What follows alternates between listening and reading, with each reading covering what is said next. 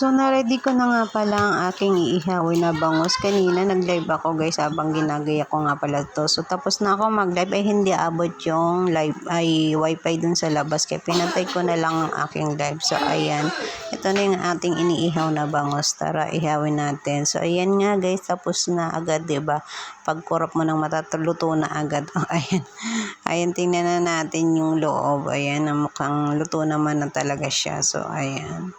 Tingnan natin yung loob guys kung okay ba naman siya. So kumuha nga ako ng kutsilyo guys kasi hindi ko makita kung saan yung pinaka last kong ay hiniwa ko na lang yung dun sa may bandang gilid para mabuka yung loob ng bangus. So pero baliktad pala yan guys.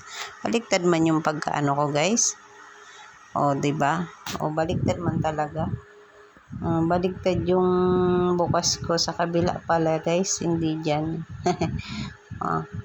Sa kabila pala, ayan, usod natin yan. So ayan, ang ganda ng pagkakaluto guys.